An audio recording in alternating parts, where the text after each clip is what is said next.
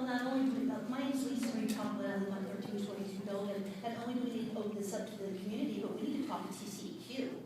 Because we have a tetrahydrochloroethylene plume right in that area. And all of that traffic construction downtown, okay, now you're gonna go ahead and put a 9-story floor building. How far are you gonna dig deep? It's gonna be like toxic waste soup downtown, and I don't see one iota of a discussion from Matthew Lewis from your department. I would love to hear some advocacy from Mr. Lewis telling us if he's talked and consulted with TCEQ. If he hasn't had an extensive conversation, this needs to put on the table. I haven't seen anything about the river, the proximity to the river.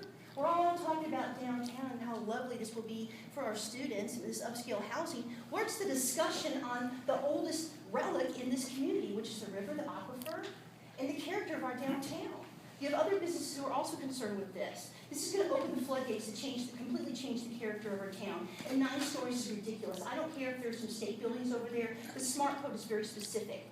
You're talking about, Commissioner Wood, a stoplight goes up after a fatality. Well, what about the Capes Camp, when we're putting our students in harm's way with the flood?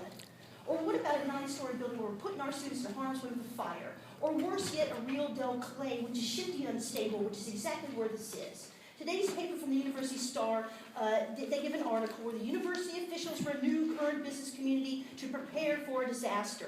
And they tell us Texas State has received a letter from the Homeland Security asking them to review the university's current business continuity plan. Specifically, the event could be anything from a natural disaster to a fire or a flood. So I find it really ironic that they're talking about looking at these sorts of things, but you yourself, who are the stewards of the safety in our community, I hope you don't let this just fly by like every other vote with your magic wand that you put tonight. Please put it up for a table for people to talk about. Thank you.